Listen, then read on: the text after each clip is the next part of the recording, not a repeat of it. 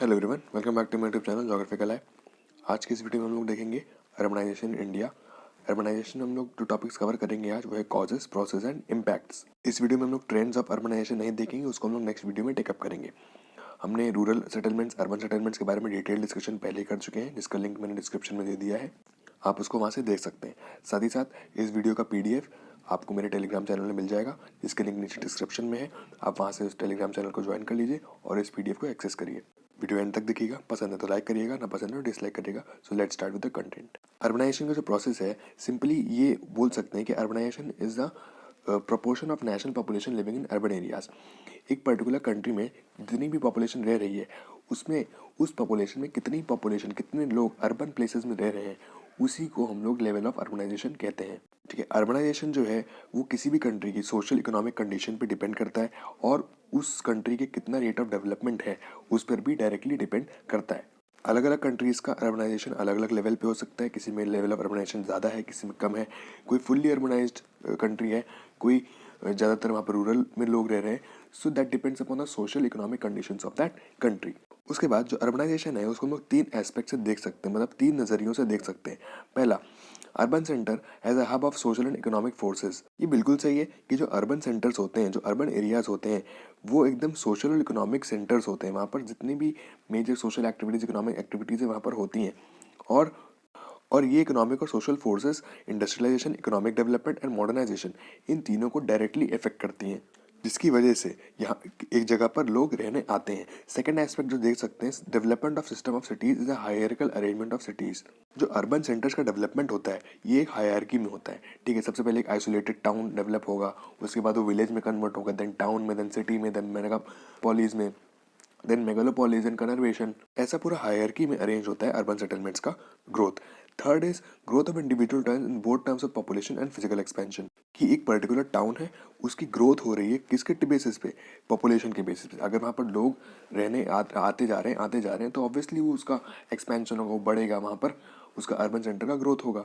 तो पहला एस्पेक्ट कि वो एक हब है, एक अर्बन सेंटर हब होता है सोशल इकोनॉमिक फोर्सेस का, जहाँ पर मॉडर्नाइजेशन, इंडस्ट्रियलाइजेशन और इकोनॉमिक डेवलपमेंट हो। सेकेंड, किस लिए सेटलमेंट्स अर्बनाइज्ड हो जाते हैं? कि वो हायरार्की में अरेंज होते हैं। ठीक है, धीरे धीरे करके वो डेवलप होते हैं, वो एक्सपैंड करते हैं। एंड थर्ड, जब पॉपुलेशन आके रहने लगती है और उसका फिजिकल एक्सपेंशन होता है, देन वो भी अर्बनाइजेशन के एस्पेक्ट में आ सकता है। इसके बाद हम लोग देखते हैं कॉजेज ऑफ अर्बनाइजेशन के। अर्बनाइजेशन के क्या क्या कॉजेज हो सकते हैं? तो पहला कॉज है establishment of ports and harbours. Ports मतलब बंदरगाहों का जो इस्टेब्लिशमेंट होता है, वो अगर हुआ है तो वहाँ पर ट्रेड और कॉमर्स बढ़ेगा, इम्पोर्ट एक्सपोर्ट होगा, इस वजह से वहाँ पर लोग रहने आएंगे, एम्प्लॉयमेंट अपॉर्चुनिटीज़ होंगी और वो सब्सिक्वेंटली अर्बनाइज हो जाएगा। Second is industrialisation. फिर से वही पॉइंट, इंडस्ट्रियलाइजेशन, जैसे जैसे इंडस्ट्रियलाइजेशन बढ़ेगा, एक पर्टिकुलर एरिया पे माइनिंग हुई, वहाँ पर इंडस्ट्रीज़ का डेवलपमेंट हुआ, तो वहाँ पर जब लोग रहने आएंगे तो वहाँ ऑब्वियसली इंडस्ट्रियलाइज्ड सेंटर बन जाएंगे, इंडस्ट्रियलाइज्ड सिटीज़ बन जाएंगे। जैसे इंडिया में देख लीजिए, जमशेदपुर, बोकारो, ये सब इंडस्ट्रियलाइज सिटी हैं। यहाँ पर इंडस्ट्रीज़ का डेवलपमेंट हुआ, जिसकी वजह से वो फुल फ्लेज्ड सिटीज़ अब बन चुके हैं। Next is commercialisation. जैसे जैसे कमर्शलाइजेशन बढ़ेगा, ऐसे बहुत सारे इंडस्ट्रीज ऐसे होते हैं जो पर्टिकुलरली मार्केट सेंटर्स हैं। ठीक है, जैसे मेरठ है, ठीक है, कानपुर, ये बहुत ही इंपॉर्टेंट मार्केट सेंटर्स हैं। ठीक है, तो यहाँ पर कॉमर्स एक्टिविटीज़ इतनी होती हैं कि इनका सब्सिक्वेंटली डेवलपमेंट हुआ अर्बनाइज्ड सेंटर में। And next, modernisation. तो ये तीनों जो फैक्टर्स है, इंडस्ट्रियलाइजेशन, कमर्शलाइजेशन, मॉडर्नाइजेशन, इसको हम लोगों ने पहले भी देखा, ये तीनों बहुत इंपॉर्टेंट रोल प्ले करते हैं अर्बनाइजेशन में। मॉडर्नाइजेशन कैसे? कि जैसे जैसे एक पर्टिकुलर एरिया पे मॉडर्न एमिनिटीज़ मिलने लगेंगी, मॉडर्न फैसिलिटीज़ मिलने लगेंगी, तो वहाँ पर लोग अट्रैक्ट होंगे, वहाँ पर लोग आएंगे, वहाँ रहने लगेंगे, जिसकी वजह से उस पर्टिकुलर अर्बन एरिया का एक्सपेंशन होगा, अर्बनाइजेशन का प्रोसेस इंक्रीज हो जाएगा। उसके बाद next is push and pull factors. ये माइग्रेशन के फैक्टर्स हैं कि क्यों मतलब एक पर्टिकुलर एरिया में अगर लोग माइग्रेट करके आ रहे हैं, वहाँ पर जो एक्टिविटीज़ हो रही है एक अर्बन एरिया में, वो उन लोगों को पुल कर रही हैं, वहाँ पर अट्रैक्ट कर रही हैं कि आओ यहाँ पर रहो आके, बिकॉज वहाँ पर अच्छी फैसिलिटीज़ हैं, अच्छी हेल्थ फैसिलिटीज़ हैं, अच्छी एजुकेशन फैसिलिटीज़ हैं, अच्छा इंफ्रास्ट्रक्चर है, ओके, सोशल लाइफ है। तो इस वजह से लोग माइग्रेट करके आने लगते हैं और अर्बनाइजेशन का प्रोसेस तेज़ी से बढ़ने लगता है। उसके बाद इस्टेब्लिशमेंट ऑफ म्यूनिसिपैलिटी। देखिए, अर्बनाइजेशन में जैसे इंडिया डेफिनेशन है, इंडिया में 2 टाइप के टाउन्स हैं, एक स्टैचुरी टाउन्स और एक सेंसस टाउन्स। तो जो स्टैचुरी टाउन्स हैं, वो टाउन्स ऐसे टाउन्स हैं जहाँ पर कैंटोनमेंट बोर्ड या म्यूनिसिपैलिटी या कोई ऐसी गवर्नमेंट बॉडी अवेलेबल होती है, that is statutory town. And census towns कौन से हैं जिसमें हम लोग सेंसर डेफिनेशन देते हैं, जैसे कि पॉपुलेशन 5,000 से ऊपर होनी चाहिए या डेंसिटी 400 पर्सन पर स्क्वायर किलोमीटर होनी चाहिए। तो अगर किसी एरिया में म्यूनिसिपैलिटी का इस्टेब्लिशमेंट हुआ है तो ऑब्वियसली वो एक अर्बनाइज्ड एरिया में डेवलप हो गया according to definition given by the government, कि अगर वहाँ पर मिलिट्री का डेवलपमेंट हुआ है तो वो एक अर्बनाइज्ड एरिया बन गया है। Next is social services and benefits. इसमें मतलब हम लोगों ने पहले ही देखा कि किसी भी सिटी की अर्बन एरिया की सिटी लाइफ होती है, वहाँ पर सोशल लाइफ होती है, वहाँ पर मॉडर्न इंफ्रास्ट्रक्चर होता है जिसको देख के लोग अट्रैक्ट होते हैं और अर्बनाइजेशन का प्रोसेस इंक्रीज होता है। Next point, intensification of rural urban migration. Again जब रूरल से अर्बन एरिया पे लोग माइग्रेट करके आते हैं for the search of jobs, employment या मॉडर्न फैसिलिटीज़ या हेल्थ फैसिलिटीज़ या मैरिज, इस वजह से तो that causes the urbanisation and urbanisation और तेज़ी से बढ़ने लगता है। उसके बाद hill station and fishing towns. Hill station और फिशिंग टाउन जैसे ही बढ़ते हैं, जैसे किसी एरिया में फिशिंग होने लगी, वहाँ पर फिशिंग टाउन बन गया, इसकी वजह से वहाँ पर फिशिंग भी तो एक जॉब अपॉर्चुनिटी है, एम्प्लॉयमेंट अपॉर्चुनिटी है, जिसको देख के लोग वहाँ पर आएंगे।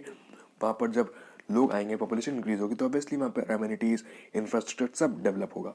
हिल स्टेशन का डेवलपमेंट भी बहुत इंपॉर्टेंट है कि जब लोग टूरिस्ट वहाँ पर जाएंगे, जब वहाँ पर देखेंगे लोग आ रहे हैं, जिसकी वजह से वहाँ पर नए घर बनेंगे, नए टूरिस्ट प्लेसेस बनेंगे, वहाँ पर और लोग रहने आ जाएंगे, शॉप्स खुलेंगी, मॉल्स खुलेंगे, तो इस वजह से टूरिस्ट प्लेसेस का भी एक्सपेंशन होगा, अर्बनाइजेशन होगा। Last is dominant religious centres.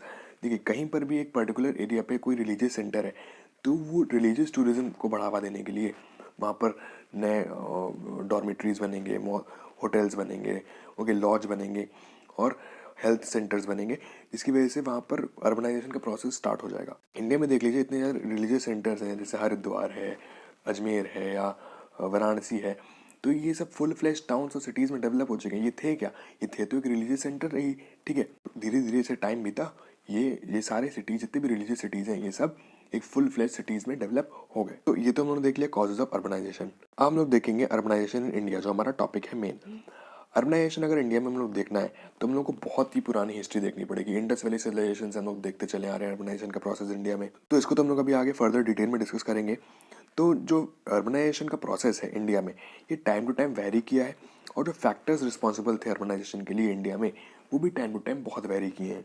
जैसे कि अगर हम लोग बात करें प्री हिस्टोरिक टाइम की, ठीक है, तो वहाँ पर सिविलाइजेशन, सभ्यता का ओरिजिन और राइज की वजह से वहाँ पर अर्बनाइजेशन हुआ। जैसे कि इंडस वैली डेवलपमेंट हुआ, हड़प्पा, मोहनजोदाड़ो, इन सब का डेवलपमेंट सिविलाइजेशन मतलब सभ्यता आगे बढ़ाने के लिए हुआ।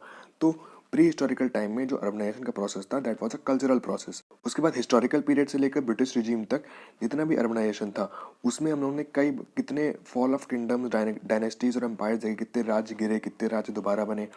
तो उस टाइम तक, हिस्टोरिकल से लेकर ब्रिटिश टाइम तक, सारा अर्बनाइजेशन का प्रोसेस था पॉलिटिकल प्रोसेस। और मॉडर्न टाइम्स में इंडिपेंडेंस के बाद इंडिया में अर्बनाइजेशन किस वजह से हो रहा है? Due to economic development and industrial. तो after independence, post independence, modern times में इंडिया में urbanisation is a process of economic process. Okay, so pre historical में कल्चरल प्रोसेस था, फिर ब्रिटिश टाइम तक पॉलिटिकल प्रोसेस, फिर post independence that is an economic process. इसके बाद हम लोग ये देखते हैं कि जो अर्बनाइजेशन का प्रोसेस है इंडिया में, इसको हम लोग ने 5 पीरियड्स में, 5 एरा में डिवाइड कर दिया है: pre historic, ancient, medieval, British and post independence. अब इन सारे पीरियड्स को हम लोग एक एक करके डिटेल में डिस्कशन करते हैं। पहला पीरियड है प्री हिस्टोरिक। प्री हिस्टोरिक में हम लोग ने देखा था कि अर्बन लाइफ और टाउन प्लानिंग का जो कॉन्सेप्ट है, ये हमने इंडिया में प्री हिस्टोरिक टाइम से, मतलब जो Indus valley civilisation, Mohenjodaro, Harappa की जितनी भी खुदाई हुई है, जितना भी इवैक्यूएशन हुआ है, उन सब में देखा गया है कि टाउन प्लानिंग का कॉन्सेप्ट इंडिया में, मतलब इंडियन सब कॉन्टिनेंट में बहुत साल पुराना है। तब के टाउन्स में भी टाउन प्लानिंग और अर्बन लाइफ से रिलेटेड चीज़ें, जो कल्चरल एलिमेंट्स है, वो पाए गए थे। ये एविडेंसेस मिले हैं कि जो 5,000 साल पहले भी जितने भी सिटीज़ थे इंडियन सब कॉन्टिनेंट में, इंडिया में, वो सब वेरी लार्ज और वेल प्लान्ड हुआ करते थे। उसके बाद एंशिएंट टाइम्स आया। प्री हिस्टोरिक टाइम के बारे में हम लोग के पास ज़्यादा इन्फॉर्मेशन नहीं है। उसके बाद हम लोग एंशिएंट टाइम के बारे में डिस्कस करते हैं। एंशिएंट टाइम में हम लोग ये देखते हैं कि इस टाइम इंडियन किंग्स की बहुत सारे कैपिटल्स डेवलप हुए, चाहे वो नदर्न इंडिया हो या सदर्न इंडिया हो। तो एंशिएंट टाइम्स में, मतलब प्राचीन समय में, जो सिटीज़ हुआ करती थी इंडिया में, ये वॉल्स से सराउंडेड हुआ करती थी, मतलब दीवार से घिरी होती थी for their protection from enemies. जो सिटी का सेंटर था, ठीक है, वहाँ पर एक रॉयल पैलेस हुआ करता था, एक महल हुआ करता था, और उस सेंटर के आसपास जितने भी मंदिर हैं और जो भी हाई रैंकिंग ब्राह्मण्स होते थे और मिनिस्टर्स होते थे रॉयल कैबिनेट में, वो सब वहाँ पर रहते थे। और मतलब जितने भी हाई रैंकिंग लोग और ऑफिशियल लोग थे जो किंग के क्लोज थे, वो सब किंग के महल के आसपास रहते थे। और जो किंग का महल होता था वो सिटी के सेंटर में होता था। तो लोअर कास्ट के पीपल होते थे शूद्रास, उनको सदर्न साइड। और इस पर्टिकुलर कॉन्सेप्ट पे मतलब एंशिएंट टाइम की कोई सिटी अगर हम लोग इंडिया में देखें तो जो पाटलिपुत्र है, जो प्रेजेंट डे पटना है, वो एक बहुत ही अच्छा एग्जाम्पल है जिसमें हम लोग एंशिएंट टाइम के का एक परफेक्ट एग्जाम्पल दे सकते हैं। उसके बाद साउथ इंडिया की अगर हम लोग बात करें तो द्रविडियन कल्चर देखा गया था उन सिटीज़ में। यहाँ पर जो सेंटर्स हुआ करते थे, मतलब अगर कोई टाउन डेवलप हो रहा है तो किसके अराउंड डेवलप हो रहा है, तो यहाँ पर डेवलप होता था टेम्पल्स और टैंक्स के बीच में। टेम्पल्स और टैंक्स के अराउंड, टेम्पल्स और टैंक्स जो थे वो सोर्स ऑफ वाटर हुआ करते थे। साउथ इंडिया में भी जो सिटीज़ हुआ करती थी वो प्रोटेक्टिव वॉल से सराउंडेड हुआ करती थी, और जो रोड्स थी ये centre of the city to radiate होती थी, सेंटर ऑफ द सिटी से other part of the cities के लिए। तो कुल मिला के एंशिएंट टाइम में जो सिटीज़ हुआ करती थी वो किसी एक पर्टिकुलर न्यूक्लियस मतलब पर्टिकुलर सेंटर के अराउंड बिल्ट होती थी, और उन सिटीज़ के चारों तरफ वॉल्स हुआ करते थे फॉर देयर प्रोटेक्शन। उसके बाद आता है मिडीवियल पीरियड। मिडीवियल पीरियड में हम लोग जो सिटीज़ का डेवलपमेंट देखा उसमें हम लोग ने मुस्लिम कल्चर का बहुत सारा उसका रिलेक्ट देखे, उसका इम्प्रिंट देखा। मुस्लिम रूलर्स की वजह से जो सिटीज़ था उनका काफ़ी स्ट्रक्चर चेंज हुआ। हम लोग ने सिटीज़ में फोर्ट्स देखे, फोर्टिफिकेशन हुआ, मस्जिद्स का डेवलपमेंट, बाजार्स का डेवलपमेंट, और जो most important development in cities में देखा गया होता चौक का डेवलपमेंट। ठीक है, और यहाँ पर रेजिडेंशियल सेग्रीगेशन होता था कि अपर क्लास पीपल अलग रहते थे, लोअर क्लास कास्ट पीपल अलग रहते थे। तो जितनी भी इस टाइम पे डेवलप हुई सिटीज़ हैं इसमें हम लोग आज भी अगर इनके आर्किटेक्चर को देखें तो इनके आर्किटेक्चर में हम लोग इस्लामिक और हिंदू कल्चर दोनों का फ्यूजन देखने को मिलता है। मिडीवल पीरियड में डेवलप हुई सिटीज़ का बेस्ट एग्जाम्पल है ओल्ड दिल्ली, जिसको हम लोग शाहजहानाबाद बोलते हैं, जिसको मुगल एम्परर शाहजहां ने डेवलप किया था। तो जो सिटीज़ ऑफ मिडीवल पीरियड थी ये ब्रिक वॉल से सराउंडेड थी, लेकिन इनमें मोट नहीं हुआ करता। मोट क्या होता है, जैसे कोई फोर्ट होता है तो फोर्ट के चारों तरफ एक मतलब खोद करके वहाँ पर डिग करके पानी भर दिया जाता है, ताकि किसी भी अटैक से पहला प्रिलिमिनरी जो डिफेंस होता था वो होता था, जो मोट होता था। मतलब एक फोर्ट होता था, जैसे कोई फोर्ट है, किला है, उसके चारों तरफ मतलब नाले जैसा बना करके उसमें पानी भर दिया जाता था। जो सिटीज़ थी इसमें रेगुलेटेड एंट्रीज होती थी, और सबसे इम्पोर्टेंट था वो चौक था, कि हर सिटी में एक मार्केट सेंटर हुआ करता था जिसको हम लोग चौक बोलते थे।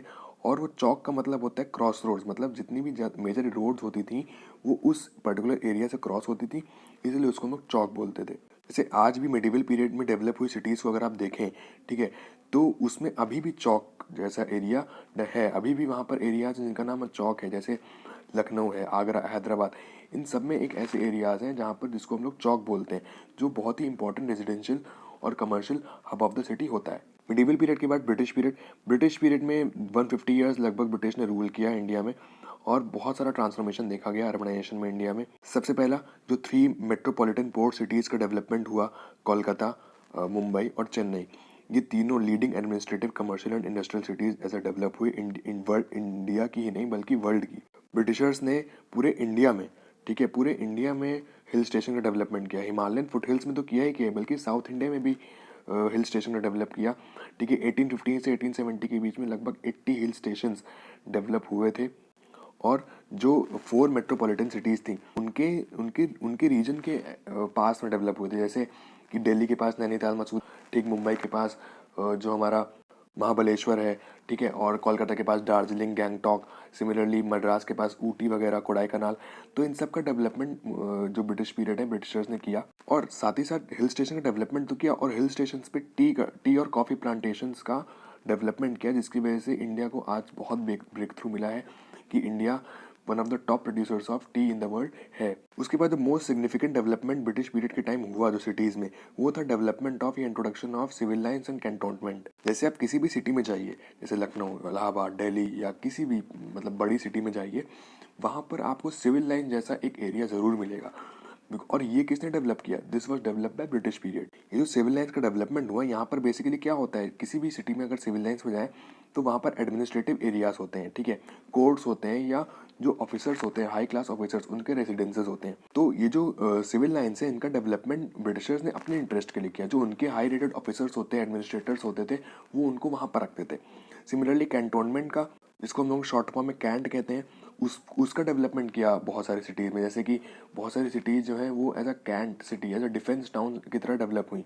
तो कैंटोनमेंट का डेवलपमेंट इसलिए किया उन्होंने ताकि जितने भी ब्रिटिश ट्रूप्स हैं, ब्रिटिश ऑफिसर्स थे, आर्मी मैन थे, वो सब वहाँ पर रह सकें। Introduction of railways and modern industry की वजह से बहुत सारा डेवलपमेंट का प्रोसेस स्टार्ट हुआ इंडिया में, ठीक है, जिसकी वजह से टाउन जैसे जमशेदपुर, आसनसोल, धनबाद, इन सब का डेवलपमेंट भी हुआ। उसके बाद जो ब्रिटिशर्स थे उन्होंने अर्बन एमिनिटीज़ में काफ़ी इंप्रूवमेंट किया, जैसे कि वाटर सप्लाई में, लाइटनिंग में, डोमेस्टिक इलेक्ट्रिफिकेशन में, सीवेज सिस्टम में, शॉपिंग एरियाज में, ग्रीन बेल्ट्स में, पार्क्स में, प्लेग्राउंड्स का डेवलपमेंट किया। लेकिन ये जितना भी डेवलपमेंट था ये उनके जो कैंटोनमेंट था और सिविल लाइंस वाला एरिया था, मतलब जहाँ पर ब्रिटिशर्स रहते थे वहाँ तक ही सीमित था, जनरल पब्लिक के लिए ओपन नहीं था। उसके बाद द पोस्ट इंडिपेंडेंस पीरियड, मतलब जो मॉडर्न पीरियड, इसमें जो अर्बनाइजेशन का प्रोसेस है इसने एक न्यू फेज को विटनेस किया। इस फेज में रैपिड अर्बनाइजेशन हुआ बिकॉज इकोनॉमिक प्रोसेस था। इसमें बहुत सारे 1 लाख और मिलियन प्लस सिटीज़ का डेवलपमेंट देखा गया इंडिया में। तो मॉडर्न टाइम्स में जो सिटीज़ का डेवलपमेंट है उसके क्या कैरेक्टरिस्टिक्स हैं कि जो अर्बन एरियाज़ में, ठीक है, नॉर्दर्न पार्ट में बहुत सारे रेफ्यूजीज़ आए सेटलमेंट में रहना, जिसकी वजह से अर्बनाइजेशन का प्रोसेस इंक्रीज हुआ। और जो सबसे इंपॉर्टेंट डेवलपमेंट था कि इंडिपेंडेंस के बाद जो इंडिया में प्लान्ड सिटीज़ का कॉन्सेप्ट आया और बहुत सारे सिटीज़ ऐसे थे जो प्लान्ड सिटीज़ की तरह डेवलप हुए और वो बहुत ही अच्छे सिटीज़ की तरह डेवलप हुए। जैसे कि ली कॉर्बेसियर ने चंडीगढ़ का मैप बनाया और उसको डेवलप कराया, ठीक है, भुवनेश्वर, ठीक, दिसपुर, ठीक, गांधीनगर, ये सारे प्लान्ड सिटीज़ में आते हैं, ठीक। और ये ज़्यादातर सिटीज़ जो हैं ये सब सेक्टर मॉडल पे बने हैं। उसके बाद न्यू इंडस्ट्रियल सिटीज़ का डेवलपमेंट हुआ है, जमशेदपुर, बोकारो स्टील सिटी, ठीक है, आसनसोल। और जो जितने भी टाउन्स हैं, इंडस्ट्रियल टाउन, उनके आसपास टाउनशिप्स का डेवलपमेंट हुआ, जैसे जो लोग इंडस्ट्रीज़ में काम कर रहे हैं उनके लिए घर, उनके लिए फ्लैट्स, इन सब का भी डेवलपमेंट देखा गया। उसके बाद इंडिया में इस पीरियड में rapid growth of 1 lakh and million cities का देखा गया। और कुछ केसेस में ये भी देखा गया कि जो स्मॉल टाउन है उनमें पॉपुलेशन का ग्रोथ ही नहीं हो रहा है, उसमें पॉपुलेशन बढ़ ही नहीं रही है, ठीक है। तो दोनों ही केसेस को विटनेस किया गया था। साथ ही साथ इस फेज में इंडिया में अर्बनाइजेशन का प्रोसेस क्योंकि बहुत इंप्रूव कर रहा था, जिसकी वजह से जो स्लम्स हैं उनका डेवलपमेंट बहुत ही रैपिड पेस से स्लम्स का डेवलपमेंट हुआ था। उसके बाद 74th अमेंडमेंट एक्ट में अर्बन प्लानिंग और इम्प्रूवमेंट ऑफ अर्बन गवर्नेंस का इंट्रोडक्शन हुआ 5 ईयर प्लान्स में, जिसकी वजह से बहुत ही फ़ायदे मिले और अर्बन डेवलपमेंट है वो भी काफ़ी बूस्टअप हुआ। ये तो हमने देख लिया phases of development of urban areas, मतलब पूरे हिस्टोरिकल बैकग्राउंड में इंडिया में कैसे कैसे और किन किन कैरेक्टरिस्टिक्स से सिटीज़ और अर्बन एरियाज का डेवलपमेंट हुआ। तो ये तो इंडिया में अर्बनाइजेशन का प्रोसेस हिस्टोरिकल एस्पेक्ट में उन्होंने देखा। अब हम लोग प्रॉब्लम्स ऑफ अर्बनाइजेशन को टेकअप करते हैं। तो पहला है इनएडिक्वेसी ऑफ सोशल एमिनिटीज़। जैसे जैसे किसी भी अर्बन एरिया में पॉपुलेशन बढ़ेगी, अर्बनाइजेशन का प्रोसेस इंक्रीज होगा, वहाँ पर जितने भी सोशल एमिनिटीज़ के प्रॉब्लम्स हैं, जैसे कि सीवेज का है, मेडिकल, एजुकेशनल, एंटरटेनमेंट या वाटर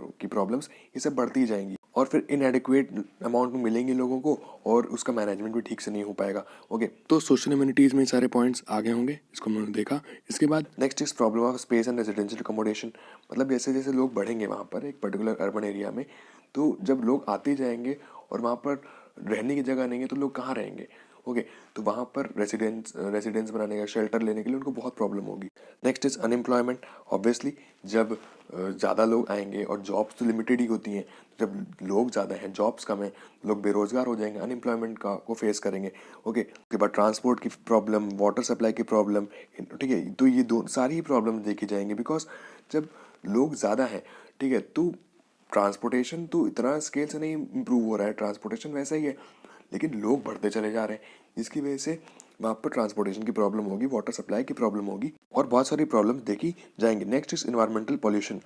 बहुत ही इंपॉर्टेंट है आज के इस ज़माने में कि जितना ज़्यादा इंडस्ट्री अर्बनाइजेशन और मॉडर्नाइजेशन देख रहे हैं हम लोग, उतना ज़्यादा पॉल्यूशन इंक्रीज हो रहा है। इसकी वजह से global warming, green house effect, बहुत मतलब ओजोन डिप्लीशन, इतने सारे प्रॉब्लम्स हम लोग को देखने को मिलते हैं। मतलब इतनी फॉरेस्ट फायर जो लगती हैं, इतनी इंटेंस फॉरेस्ट फायर लगती हैं कि क्या बताएं। ओके, सो ये बहुत ही इंपॉर्टेंट कंसर्न है कि जैसे जैसे अर्बनाइजेशन बढ़ रहा है वैसे वैसे इन्वायरमेंटल पॉल्यूशन भी इंक्रीज हो रहा है। Next is problem of urban crimes. जैसे जैसे अर्बनाइजेशन बढ़ेगा, वहाँ पर लोग रहेंगे, तो जब लोगों को जॉब नहीं मिलेगी, लोगों को पैसा नहीं मिलेगा, इनकम नहीं मिलेगी, मनी नहीं मिलेगा, तो ऑब्वियसली वो क्राइम्स करेंगे, क्रिमिनल बन जाएंगे, रॉबरी करेंगे, मर्डर्स करेंगे, मतलब बहुत सारे क्राइम्स ड्रास्टिकली इंक्रीज करेंगे। Next is urban sprawl, most important. ये अर्बन स्प्रॉल का मतलब होता है जब सिटीज़ जो होती हैं वो एकदम अनप्लान्ड वे में इंक्रीज करती हैं, ठीक, और वो इस वे में इंक्रीज करती हैं कि वो आसपास के रूरल एरियाज़ को भी अपने आप में ले लेती हैं और वो पूरा एकदम बिल्टअप लैंड बन जाता है। वो फील्ड से कब वो बिल्डिंग्स में डेवलप हो गए पता ही नहीं चलता है। और इंडिया में सिटीज़ इतनी तेज़ी से ग्रो कर रही हैं कि जो आसपास का सराउंडिंग एग्रीकल्चरल लैंड है उसको मतलब उसको डिस्ट्रॉय हो जा रहा है, उसकी जगह सिटीज़ का डेवलपमेंट हो रहा है। तो ये बहुत ही इंपॉर्टेंट कंसर्न है अर्बनाइजेशन का। नेक्स्ट इज ओवर क्राउडिंग मतलब जब भीड़ बढ़ जाती है एक जगह पे, बहुत सारी भीड़, ट्रैफिक प्रॉब्लम्स होने लगती हैं फिर, और लोगों में बहुत सारी प्रॉब्लम्स ओवर क्राउडिंग की वजह से होती हैं। नेक्स्ट इज सीवरेज प्रॉब्लम, जिसके बारे में हम लोग डिस्कस किया था सोशल कम्युनिटीज़ में। उसके बाद slums and squatter settlements. Slums और स्क्वाटर सेटलमेंट्स में क्या फ़र्क होता है कि जो स्लम्स होते हैं वो गवर्नमेंट द्वारा रजिस्टर्ड होते हैं, ठीक। लेकिन स्क्वाटर सेटलमेंट्स ऐसे होते हैं कि कहीं पर भी without rent, without registered, without owner वहाँ पर लोग रहने लगते हैं, ठीक है। तो जैसे जैसे पॉपुलेशन बढ़ेगी वहाँ पर लोगों के पास रहने के लिए घर नहीं होगा, स्पेस नहीं होगी, तो ऑब्वियसली स्लम्स का और स्क्वाटर सेटलमेंट्स का डेवलपमेंट ड्रास्टिकली इंक्रीज करेगा। और इन result poverty, illiteracy, child labour, ये सारे सोशल इश्यूज देखने को मिलेंगे और ये ड्रास्टिकली इंक्रीज करेगा। And last but not the least is psychological issues, जो बहुत इंपॉर्टेंट है आजकल के एस्पेक्ट में। सिटी में रह के लोगों के अंदर इतना ज़्यादा mental issues, stress, anxiety, depression इतना ज़्यादा हो जाता है कि सुसाइडल थाट्स कि क्या बताएं। इसी के ऑपोजिट जो रूरल एरियाज हैं वहाँ पर हैप्पीनेस है, वहाँ पर लोग खुश रहते हैं। लेकिन अर्बन एरियाज में इतना ज़्यादा स्ट्रेस, इतना ज़्यादा एंजाइटी है, इतना ज़्यादा रश है, जिसकी वजह से लोग बहुत परेशान होते हैं। तो ये तो था प्रोसेस एंड इम्पैक्ट्स ऑफ या प्रॉब्लम्स ऑफ अर्बनाइजेशन। पूरे लेक्चर में कोई भी प्रॉब्लम हो, कोई भी डाउट हो, प्लीज़ कमेंट सेक्शन में मेंशन कर दीजिएगा। इस पूरे कंटेंट का पीडीएफ आपको मेरे टेलीग्राम चैनल में मिल जाएगा, इसका लिंक मैंने डिस्क्रिप्शन में दे दिया है। और thank you for watching and जय हिंद। Please like and share my video.